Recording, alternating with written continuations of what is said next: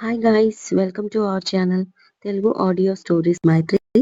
నా ఛానల్ని ఎవరైనా ఫస్ట్ టైం చూస్తున్నట్టయితే తప్పకుండా లైక్ చేయండి, షేర్ చేయండి అండ్ సబ్స్క్రైబ్ చేసుకోండి. I love you Ameesha part 12. ఇక స్టోరీలోకి వెళ్ళిపోదామా? సిరి, దేవ్ కస్టడీలో ఉన్న రిషిని కలవడానికి వెళ్తారు. రిషి ఇంట్రాగేషన్ రూమ్ లో ఉంటాడు. వీళ్ళని వెయిటింగ్ లో ఉంచుతారు. ఒక హాఫ్ అన్ అవర్ తర్వాత సిరిని కలవడానికి పర్మిషన్ ఇస్తారు. Just 5 minutes.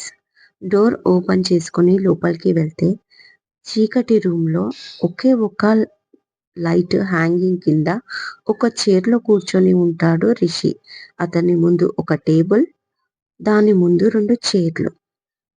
అతని ముందుకు వెళ్లే వరకు ఆ రూమ్లోకి వచ్చింది ఎవరో తెలీదు. రిషి అని పిలుస్తూ ముందుకు వెళ్తుంది సిరి. సిరి, వచ్చేసేవా అంటాడు తనని చూస్తూనే. హా, ఇదంతా ఏంటి రిషి? చాలా బాధగా అడుగుతుంది సిరి. నన్ను అడుగుతావే, వెళ్ళి వాణ్ణి అడుగు.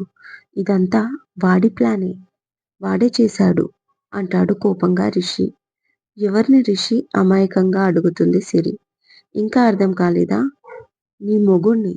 అంతా వాడే చేసి నా తలకి చుట్టాడు అంటాడు. లేదు రిషి, అతనెందుకు చేస్తాడు? కంగారు పడుతూ అంటుంది సిరి. వాడు తప్ప ఎవరు చేస్తారు? నేను నేను వేసే ప్రతి టెండర్ వాడే కొట్టుకుపోతాడు. ఏదో ఒక లాస్లో ఉన్నాను కదా అని వాడికి లోకువైపోయాను. ఫ్రెండ్తో కలిసి పెద్ద ఫ్యాక్టరీ స్టార్ట్ చేస్తే దాన్ని కూడా నాశనం చేశాడు. అన్నీ వదిలేసి నామాన నేను బతుకుతుంటే వాడి కన్ను ఎర్రగయ్యింది. అసలు వాణ్ణి అని ఆగిపోతాడు సిరి వెనకాల చూసి. ఏంటి రిషి, నన్ను బాగా మిస్ అవుతున్నట్టున్నావు ఇరిటేట్ చేస్తూ అంటాడు దేవ్. వీణ్ణి కూడా తీసుకొచ్చావా సిరి అని కోపంగా అడుగుతాడు రిషి. అరే, అంత మాట అంటావేంటి రిషి? నా సిరిని వదిలి ఉంటానా? 5 days తనకి దూరంగా ఉన్నాను. దానికి తోడు వచ్చినప్పటి నుంచి నీ గురించి బాధపడుతూ ఉంది. చూడు, చందమామ లాంటి తన ఫేస్ ఎలా చిన్నబోయిందో అంటూ ఆమె షోల్డర్ చుట్టూ చెయ్యి వేసి మరో చేత్తో ముఖాన్ని పైకి పట్టుకొని చూపిస్తాడు. సిరికి చాలా ఇరిటేటింగ్ గా ఉంది, కానీ బొమ్మలా నించుంది. అసలే దేవుతో రావడం భయం అనుకుంటే పైగా తనపై చెయ్యి వేయడంతో లైట్ గా వణకసాగింది. సిరితో దేవ్ అంత క్లోజ్ గా ఉండడం చూసి కోపంతో వల్లంతా మండిపోయింది రిషికి. దేవ్ అది గమనించి, రిషి, నువ్వేం కంగారు పడకు. నేను పెద్ద లాయర్ని మాట్లాడాను నీకోసం. తప్పకుండా నిన్ను బయటికి తీసుకొచ్చే పూచి నాది అన్నాడు సిరి ముందు. అవును, నువ్వే సహాయం చేయాలి. అసలు ఇదంతా జరగడానికి కారణం నువ్వే. ఇంకా నువ్వు నన్ను బయటికి తీసుకొస్తావా అనేలోపు, షటప్ రిషి, ఎందుకు ప్రతిసారి గొడవ పడతావు? కనీసం ఈ సిచ్యువేషన్లో అయినా అంటూ తల వంచుకొని, దేవ్తో గొడవ వద్దు అంటుంది సిరి. అంటే అంటే వీణ్ణి నమ్ముతున్నావా అడిగాడు రిషి కళ్ళు పెద్దవి చేస్తూ. నాకు ఎవరు ఎలాంటి వాళ్ళో తెలుసు రిషి, కానీ ప్రస్తుతం నువ్వు బయటికి రావాలి అంతే అంటూ అక్కడి నుంచి వెళ్ళిపోయింది బయటికి సిరి. ఆ మాట దేవ్కి కూడా అర్థమైంది, బట్ పట్టించుకోలేదు. ఇదంతా నీ పనే కదా గట్టిగా అన్నాడు రిషి. ఇదివరకే చెప్పాను కదా చాలాసార్లు, నువ్వు సిరి గురించి ఆలోచిస్తే నేను నీ గురించి ఆలోచిస్తానని అన్నాడు దేవ్ యాటిట్యూడ్ గా. నిన్ను మాత్రం వదలనురా అన్నాడు కసిగా రిషి. ముందు అయితే ఈ కేసు వదిలించుకో, తర్వాత నా గురించి ఆలోచిద్దువు కానీ అంటూ యాటిట్యూడ్ గా చెప్పి బయటికి వెళ్ళిపోయాడు దేవ్. సిరి దేవరాజ్ మెన్షన్ కి వచ్చాక చాలాసేపు ఏడుస్తూ పడుకుంది. మరియా ఎంత లేపినా లేవదు. ఏం చేయాలో అర్థం కాక నందినికి కాల్ చేస్తుంది మరియా బయటికి వచ్చి. కాసేపటికి నందిని జయరాజ్ మ్యాన్షన్ కి వస్తుంది. మరియా సిరి రూమ్ కి తీసుకొని వస్తుంది నందిని. హాయ్ బంగారం, ఎందుకు ఏడుస్తున్నావు? వస్తూనే అడుగుతుంది నందిని. ఆంటీ మీరా అంటూ హత్తుకుంటుంది సిరి. హా బంగారం, నేనే. సిరి, నేనుండగా నువ్విలా ఏడుస్తావా? నా బంగారు తల్లి, నీ బాధ నాకు అర్థమవుతుంది అంటుంది. రిషి ఆంటీ అంటుంది ఏడుపు కూడిన గొంతుతో సిరి. రిషికి ఏం కాదు, నువ్వు భయపడకు. దేవ్ పేరున్న పెద్ద లాయర్. క్రిమినల్ లాయర్తో మాట్లాడాడు. ఇక ఎందుకు టెన్షన్ అంటుంది. అది కాదు ఆంటీ, రిషి మీద ఎవరికైనా ఎందుకు అంత పగ? రిషికి దూకుడుతనం ఎక్కువ ఒప్పుకుంటాను కానీ అనగానే సిరి అందరూ నీలాగా అమాయకంగా ఉండరు. ఎస్పెషల్లీ రిషి. దేవ్ని అన్ని విషయాలు తెలుసుకున్నాడు. రిషి ఎవరి మీదనో అటాక్కి ప్లాన్ చేశాడు. ఒక పెద్ద రౌడీతో డీల్. ప్యాకేజీ కూడా పెద్దదే. అటాక్ కంప్లీట్ అయ్యాక ఆ రౌడీకి మీ అన్నయ్య డబ్బులు ఇవ్వలేదు. పైగా నా దగ్గర ఎవిడెన్స్ ఉంది, అటాక్ చేసింది మీరే అని పోలీస్కి చెప్తానని బెదిరించాడంట. ఇది జరిగి 2 years అవుతుంది. ఆ రౌడీ తన టైం బాగోక ఇన్నాళ్ళు సైలెంట్గా ఉన్నాడు. పగపట్టిన వాడు ఎప్పటికైనా తీర్చుకుంటాడు కదా. ఇప్పుడు అదే జరిగింది. ఇప్పుడు ఇదే విషయాన్ని మనం అడిగితే కాదు ఇదంతా దేవ్ చేశాడు అని వాడిపైన నెట్టేస్తాడు. మీ పెళ్లి జరిగినప్పుడు అన్నయ్య ఆస్తి 3 భాగాలు చేశాడు. న్యాయానికి 2 భాగాలే అనాలి. రిషి ఒప్పుకోడు. తనకున్న 1000 కోట్లలో రాధికా ఫౌండేషన్ చైర్మన్గా దేవ్కి ఎన్నుకొని 200 కోట్లు కేటాయించాడు. కానీ దేవ్కి ఇవ్వలేదు కదా. అలాగే అన్నయ్య మీ ఇద్దరికి మరో వాటాగా 4000 కోట్లు ఇచ్చాడు. నోట్. 200 కోట్లు రాధికా ఫౌండేషన్ దేవ్ చైర్మన్, 400 కోట్లు రిషికి, 400 కోట్లు సిరికి. సిరిని దేవ్ పెళ్లి చేసుకున్నందుకు సిరి ఆస్తి కూడా దేవ్కి అప్పగించారు. టోటల్ 600 కోట్లు. అందుకే దేవ్ పైన రిషికి కోపం. దేవ్ సిరిని పెళ్లి చేసుకున్నప్పుడు వాడి దగ్గర ఏముంది అని నన్ను అడుగుతాడు రిషి. కానీ వాడికి 30 కోట్లు పెట్టుబడిగా అప్పుగా ఇస్తే ఆ డబ్బుతో బిజినెస్ స్టార్ట్ చేసి దేవ్ ఇప్పుడు వాడి కంపెనీ టర్నోవర్ ఇయర్లీ 200 కోట్లు. వాడి ఆస్తి 3000 కోట్లై కూర్చుంది. నీ 400 కోట్లు అలాగే ఇన్వెస్ట్ చేశాడు దేవ్. ఇప్పుడు అది రెట్టింపు అయింది. కానీ నీ ఆస్తిలో ఒక్క రూపాయి ముట్టలేదు దేవ్.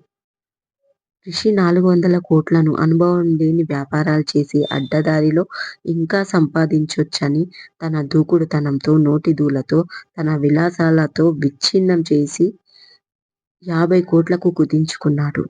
కర్ణుడి చావుకి 1,00,000 కారణాలు అన్నట్టు తనకే నష్టం జరిగినా, ఎలాంటి ప్రాబ్లం వచ్చినా దానికి దేవుని నిందిస్తాడు.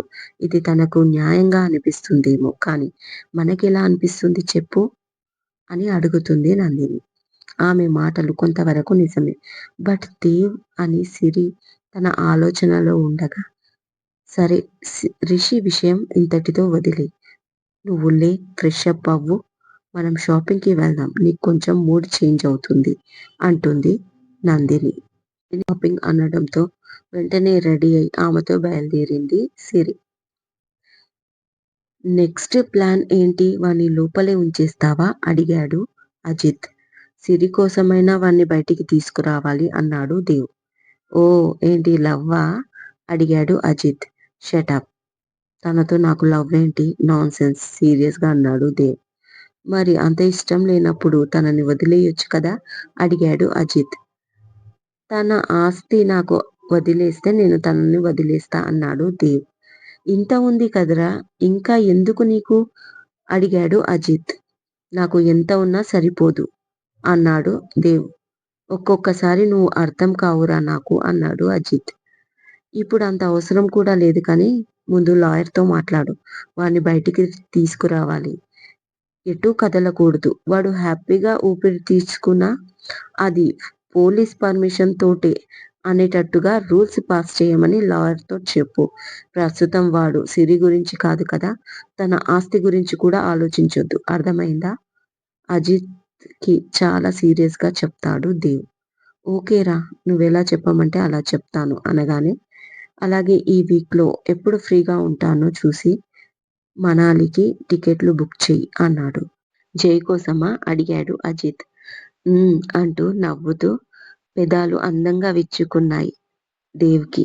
బాగా మిస్ అవుతున్నావడేమో, ఇక్కడికి తెచ్చుకోవచ్చు కదా అడిగాడు అజిత్. నో, వాడి ఉనికిని నేను రివీల్ చేస్తే చాలా ప్రాబ్లమ్స్ ఎదుర్కోవాల్సి ఉంటుంది. ఎస్పెషల్లీ సిరి విషయంలో. అందుకే వాడు అక్కడే ఉండాలి అన్నాడు ఎటో ఆలోచిస్తూ దేవ్. ఓకే. నీ బిజీ షెడ్యూల్‌లో టైం ఎక్కడ ఉంది? బట్ చూస్తాను. తన క్యాబిన్‌లోకి నుంచి వెళ్ళిపోయాడు అజిత్ అంటూ. తన ఫోన్‌లో 4 ఇయర్స్ జై అందమైన పిక్ చూస్తూ తనతో ఆడుకున్న మూమెంట్స్ గుర్తుకొస్తాయి.